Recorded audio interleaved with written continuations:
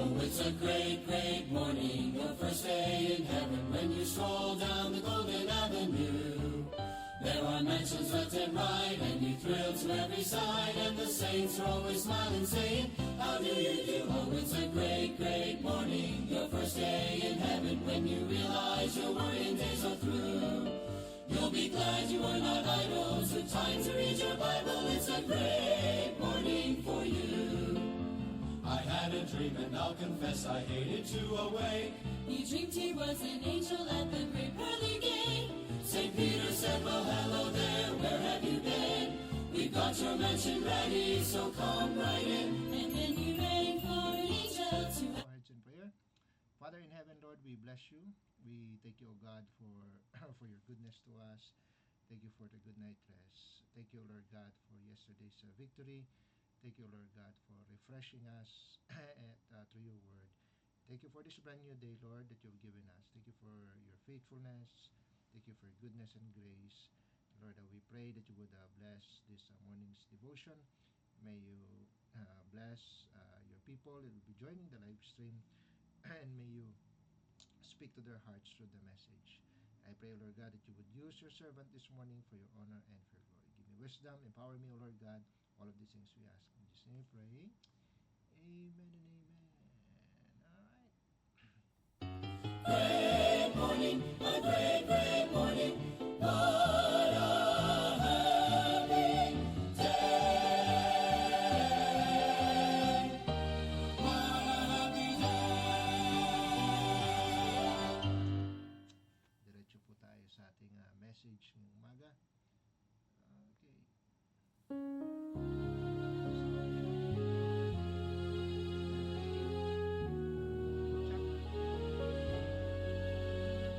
Amen. Okay, Psalm chapter 1. I'll read and you just follow with your eyes. Sabi po dito, blessed is the man that walketh not in the counsel of the ungodly, nor standeth in the way of sinners, nor sitteth in the seat of the scornful. But his delight is in the law of the Lord, and in his law that he meditate day and night. And he shall be like a tree planted by the rivers of water, and bringeth forth his fruit in his season. His leaf also shall not wither, and whatsoever he doeth shall prosper. And the ungodly are not so, but are like the chaff which the wind driveth away. Therefore the ungodly shall not stand in the judgment, nor sinners in the congregation of the righteous. For the Lord knoweth the way of the righteous, but the way of the ungodly shall perish. I'd like to speak about the subject this morning, blessedness in serving God. Blessedness in serving God. Tayo po muna yung manalangin. Father in heaven, Lord, we bless you. Thank you for this. Thank you for your word. Thank you for the passage that we have read. Lord, thank you for giving us this time to study your word. Bless us, O Lord God, as we dwell with with this passage, O Lord God. Give us wisdom and understanding. Empower me, O Lord God. Use me and make me your mouthpiece this morning for your honor, for your glory. In Jesus' name we pray. Amen. Blessedness in serving God. No, so we as people of God, it is already para bang expected of us, no? It's already expected of us that we are to serve the Lord. But the problem is, while we're serving God, there's always a temptation, to look outside, you know. And the problem is when Christians have, since we have this tendency, and when we look outside, the result of doing that is we get weakened. No, tayo po ay nangihina. And instead of finding happiness in serving the Lord, ang nakikita tuloy na, because we are focusing on the world, we're focusing outside of the ministry, na para bang nandun yung happiness natin. All right? Dito nga sa binasa po natin here in our text, we are being reminded that our happiness should not be found in the way of the unrighteous. Amen. It should not be found in the world. Ang sabi ng 1 John chapter 2 in verse 15. First John chapter 2 in verse 15. Ang sabi po dito, love not the world, neither the things that are in the world. If any man love the world, the love of the Father is not in him. Ano, kumbaga ang nangyayari po sa atin,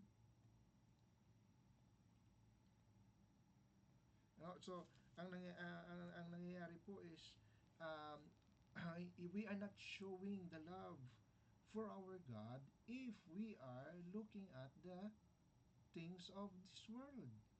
Amen? Kapag yung focus ng affection natin, yung focus yung love natin, just set your affections on things above, not on things on earth. Amen?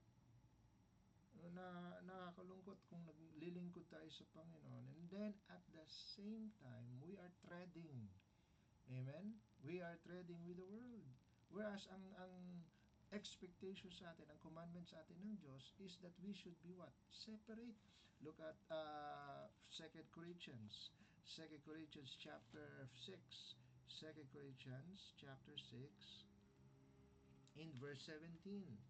2 Corinthians chapter 6, look at verse 17. Ang sabi po dito, wherefore come out from among them and be ye separate, saith the Lord, and touch not the unclean thing, and I will receive you. Amen. Come out. You see, come out from among them and be ye separate. Amen. Touch not the unclean thing. Kasi nga, yun yung remember yung sinabi ng Panginoon, yung adulterers and adulteress sa James chapter 4? Di ba? Let's go there. James chapter 4. James chapter 4. Sabi po dito sa verse 4, no? You adulterers and adulteresses. Amen? Sabi niya, know ye not that the friendship of the world is enmity with God? Whosoever therefore will be a friend of the world is the enemy of God. So isipin niyo na lang po yung implication of loving the world. Di ba? As if you're telling God indirectly, no, whether directly or indirectly, or di ba? I mean, kung ikaw pa ay nasa ministry, and then you're treading with the world, no, you're telling God indirectly that, you're what? You're not friends with Him. You're having enmity with Him. Amen. You are declaring yourself as an enemy. Amen. So, balik tayo sa ating text, no? Whereas, no, tayo ay ang expectation sa atin is to be, no, sabi diyan sa verse 2, our delight should be in the law of the Lord, and in His law that He meditate day and night. Our delight should be sa salita ng Diyos. Amen. Sa goodness ng Panginoon. Amen. Sa will ng Panginoon. Amen. Sa kalooban ng Panginoon, and in His law that He meditate day and night. Amen. Na kumbaga yung salita ng Diyos, no, ang nagro-rule ng ating buhay, ang nagbibigay sa atin ng delight. Amen. Hindi ng sanlibutan. And when we do that, amen, especially when we are serving the Lord, sabi ng verse 3, and He shall like be a tree planted by the rivers of water that bringeth forth his fruit in his season. Amen. Kapag tayo po ay naglilingkod ng maayos sa Panginoon, ang bunga po natin, amen, ay kumbaga sagana. Why? Because we're planted we're planted like a tree, we're like a tree planted by the rivers of water.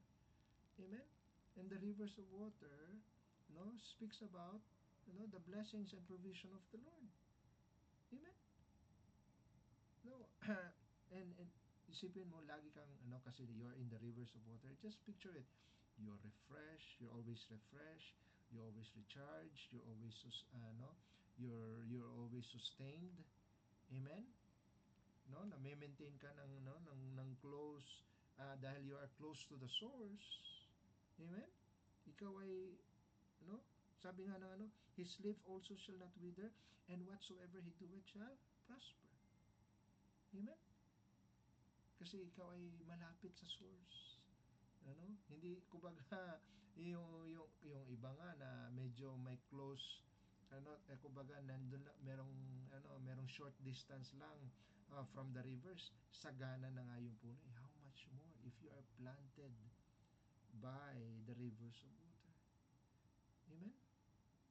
na nandun ka malapit sa malapit ka sa source. Whereas, tingnan mo yung mga ah, anong description ng Panginoon dun sa mga Kristiyanong worldly, you know.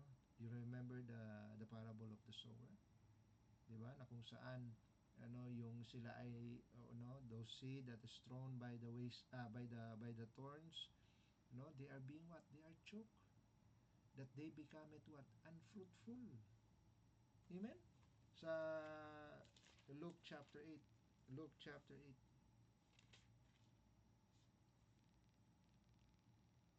sabi dito sa verse 14, Luke chapter 18 verse 14, and they which fell among the thorns are they which, when they have heard, go forth and are what? Are choked with the cares and riches and pleasures of this life, and bring no fruit to perfection. Instead na maging fruitful in season, anong nangyayari? It brings no fruit. Amen? Unto perfection.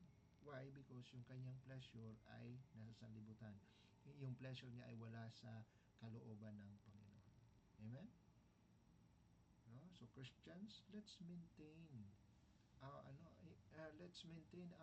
ourselves in serving the Lord.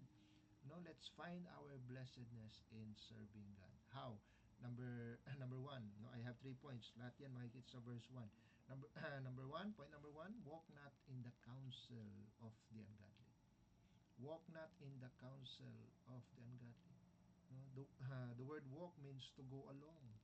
No, meaning you proceed, and you proceed with the world, meaning yung lifestyle mo ay kagaya ng sanlibutan.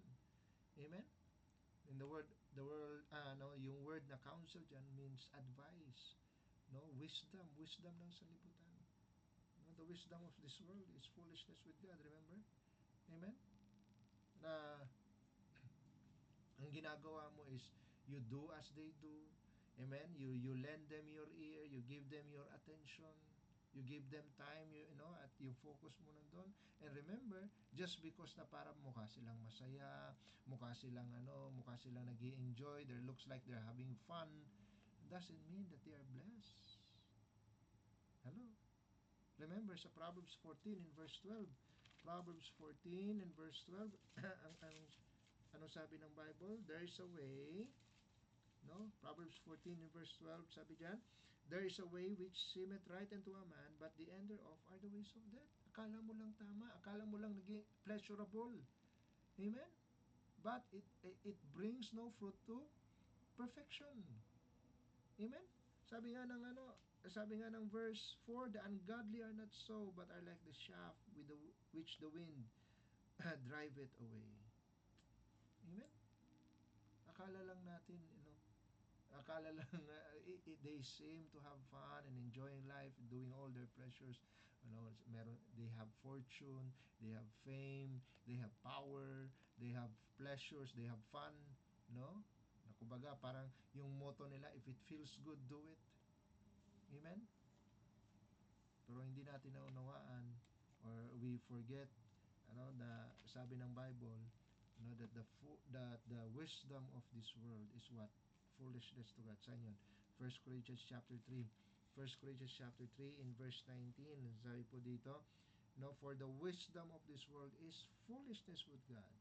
For it is written, He taketh the wind in their own He taketh the wise in their own craftiness. And again, the Lord knoweth the thoughts of the wise, that they are vain. Those wise, yung wisdom nila ay kuha nila sa sanlibutan. Amen? Dapat nga yung wisdom natin is not conformed with the world. No? Sabi ng Romans chapter 12, in verse 2, Romans 12 in verse 2. No, sabi po dito, be not conformed to this world, but be transformed by the what? By the renewing of your mind, that ye may prove what is that good and acceptable and perfect will of God. Amen? Dapat yung wisdom natin, yung mindset natin should not be conformed to this world. Amen? Yeah, let me ask you this morning. Are we imitating the world? Or are we be imitating Christ. Amen? Kumbaga, ang Diyos ba ang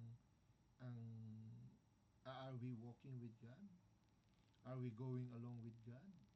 Amen? Are we proceeding with God? Yung lifestyle ba natin ay naaayon sa kalooban ng Panginoon? Amen? Dapat nga, ang expectation natin, is that the world would hate us. Why? Because they do not have God. Amen? Look at John 15 in John 15 in verse 18. John 15 in verse 18. If the world hates you, know ye that it hated me before it hated you.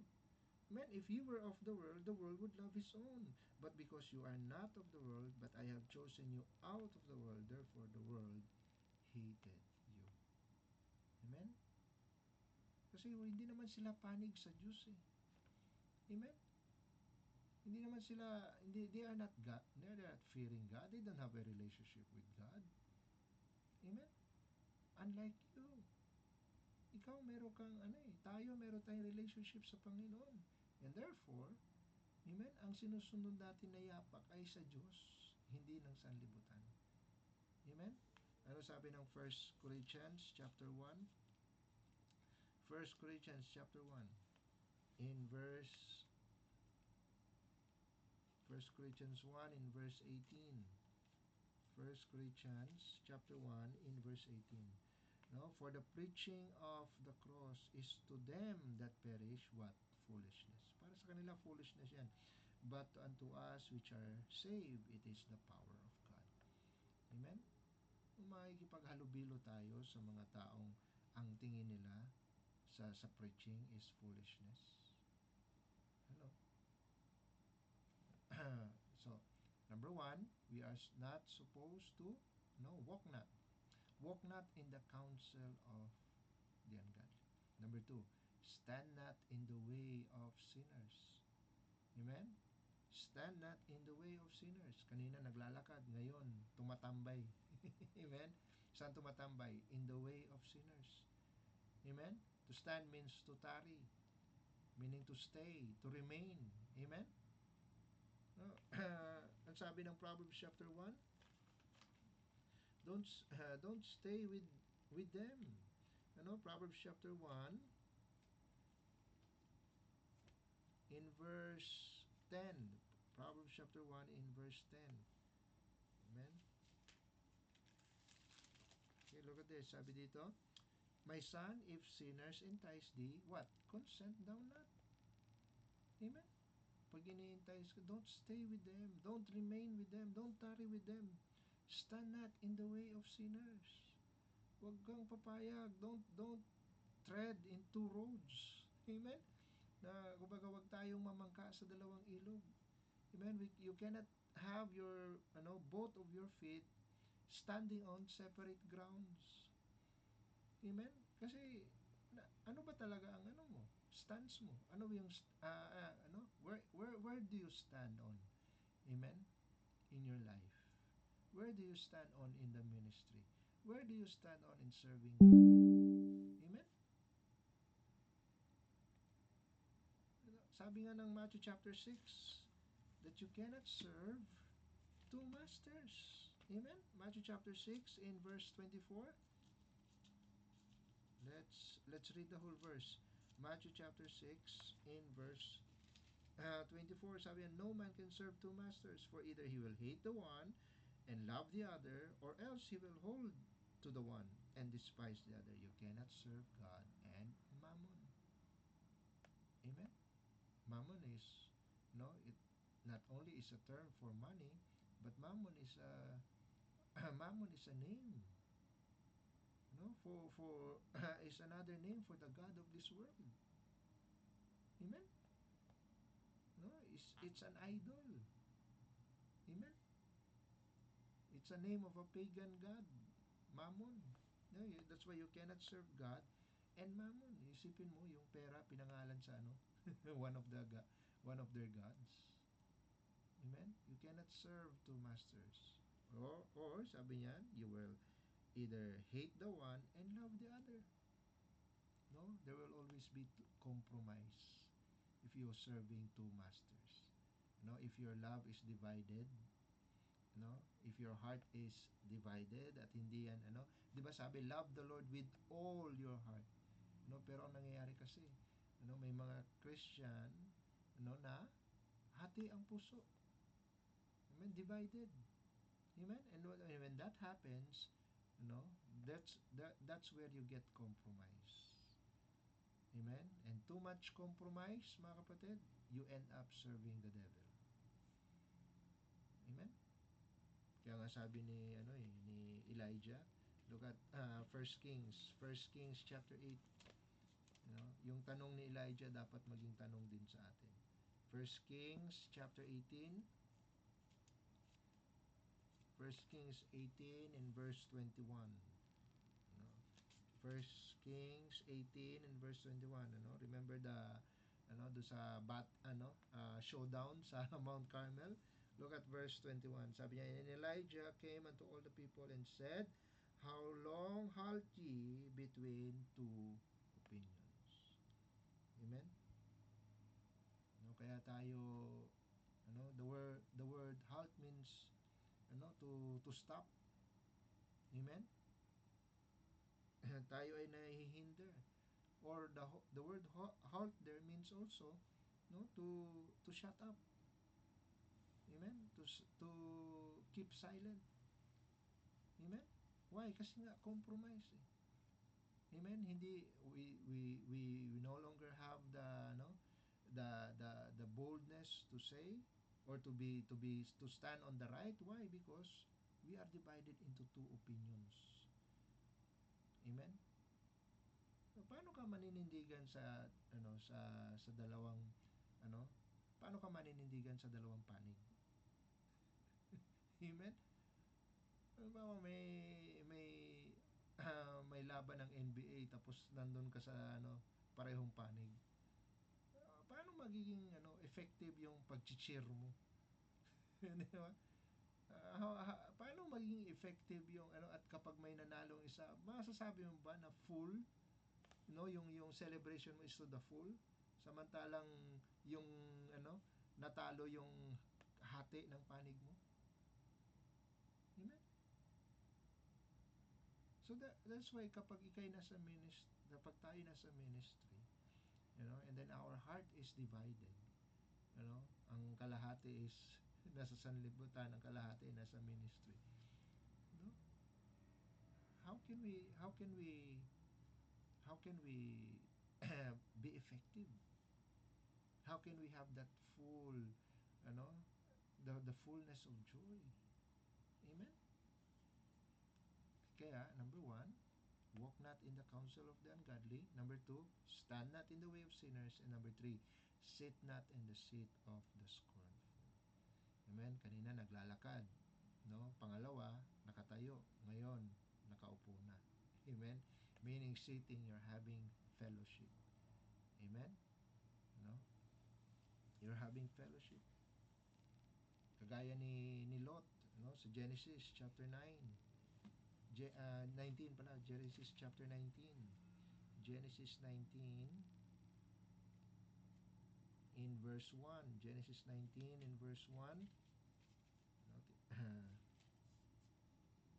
Sabi dito, and there came two angels to Sodom at even, and then what? And Lot sat at the gate of Sodom. Amen? Now, for people during Bible times, especially sa panahon nila Lot, when you hear the word sitting at the gate, meaning hindi yan tumatambay at tumitingin sa tumitingin sa kawalan, at the expanse of the desert, sa expanse of the outside of the city. No, hindi po. Pag sinabing sitting at the gate, meaning he is holding a position. Amen? Kasi the gates is para bang yun yung barangay hall. No? The gate is where yun yung town hall na kung saan yung mga elders of the land, they gather, 'di ba? And then you are you are holding a position. Amen. To sit at the gate means you're having prominence, you're having power, you're having influence. Amen? But the problem is, wala si Lot sa tamang panig. Amen? Isipin mo sa time na nandun siya sa Sodom, ano, samantalang ang ang ang usapan nila ni he will just pitch a tent toward Sodom. 'Di ba? Ang usapan nila ni Abraham. But where is he now? He is sitting he is sitting at the gate of Sodom. Amen. Meron na siyang and so since he is sitting with the seat of no the city of Sodom, of all places. Amen. Kaya nga anong sabi ni Peter, Lot is vexing his soul. Amen. Kasi nandun siya sa he is not in the right place. Amen.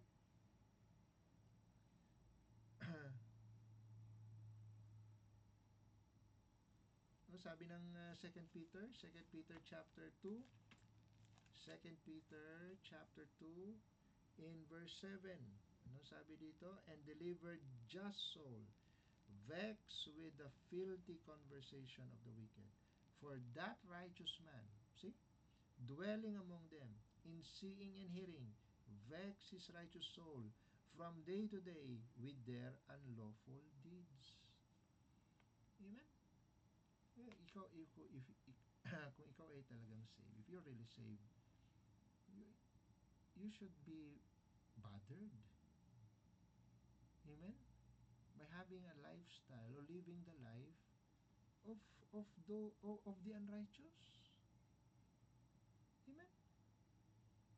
Dapat ikaw ay nabivex, from day to day, sa mga unlawful deeds ng mga taong hindi nananampalataya sa Diyos. Hindi yung ikaw ay comfortable with them, to sit with them. Amen? Paano mo masasabing ikaw ay blessed? Paano mo masasabing ikaw meron kang blessedness if you are enjoying the company? Mas enjoy mo yung company of unbelievers kaysa mga believers? Hello? Mas enjoy ka sa company ng mga barkada na worldly kaysa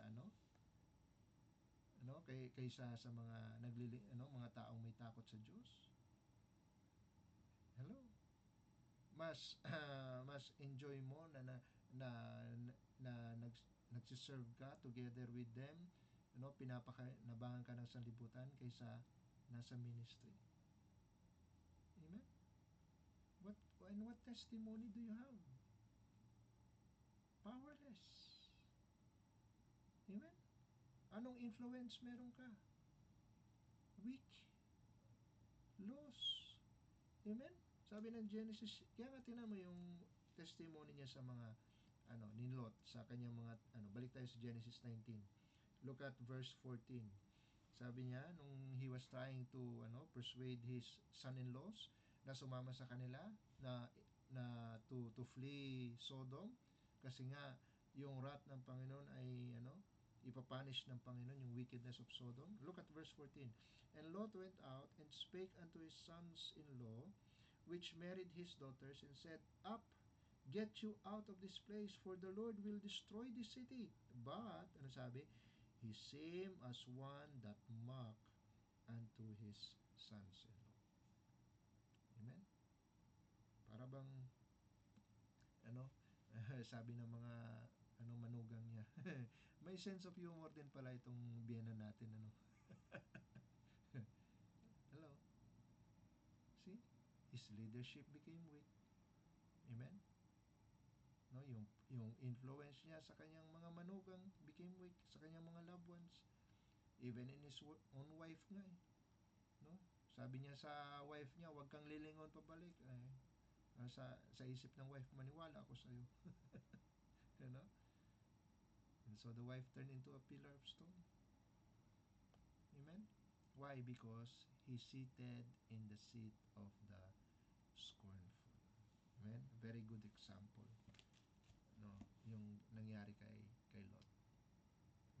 to be blessed, how to have blessedness while serving God. Number one, walk not in the counsel of the ungodly. Number two, stand not in the way of sinners. Number three, sit not in the seat of the scornful. Rather, let's be devoted to the word. Amen. Let's be doer of the word. Let's find our delight in the word. Let's find our deep satisfaction in the word. Amen. I'll close with this verse. Romans chapter 8. Romans chapter 8 in verse 5. Romans chapter 8 in verse 5. And I'm done. Sabi niya, for they that are after the flesh do mind the things of the flesh, but they that are after the Spirit, the things of the Spirit. For the carnally minded is death, but to be spiritually minded is life and peace. Amen? There's life, there's peace, there's blessedness when we walk with God, when we stand with God, and when we sit with the Lord. Father in heaven, Lord, we bless you. We thank you for your word. We thank you for the message. And we give you back the glory. In Jesus' name we pray.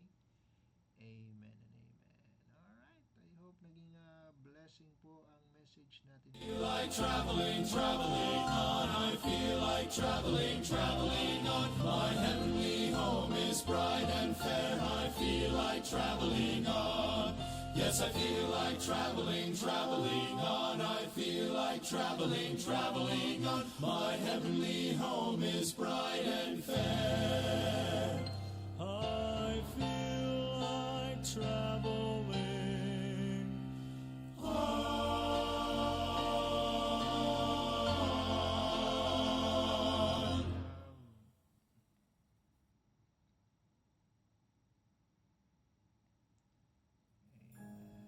We have Sister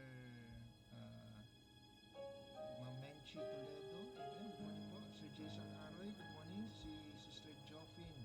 Kasama din po natin. Good morning. Sister Jackie. Good morning. Sister Jonah Lee. Good morning. Kay Ma'am Sister Nina Hamon. Hello po. Good morning. Sir Jacob Martin. Good morning.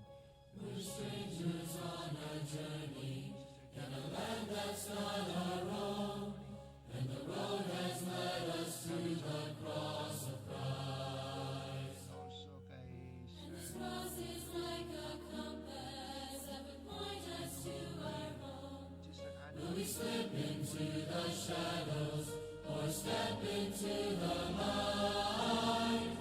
What will we do at the crossing of love when the pride we possess meets the grace that He shows? Will we turn to the truth as His way unfolds? When we come to the cross in the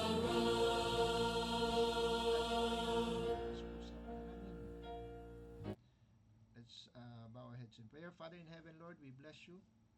And thank you, O God, for the victory you've given us, the blessings that we have received from your word.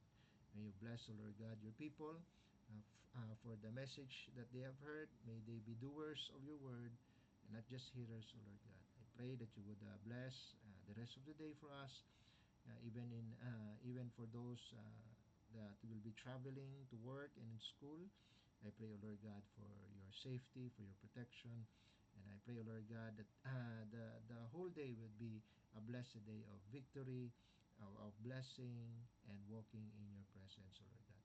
I pray, O Lord God, for our pastor, especially for the ongoing anniversary there in San Pedro. May continue to bless him and bless the church in San Pedro, the missions and the outreaches, O Lord God. Bless the upcoming conferences, O Lord. And I pray also for our loved ones. May you continue to provide for their needs. Keep them, O Lord God, under your protection. And I pray, O Lord God, for your continual blessing, even for this live stream program.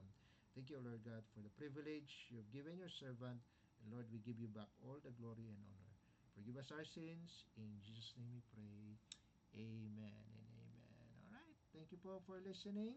What will we do? What will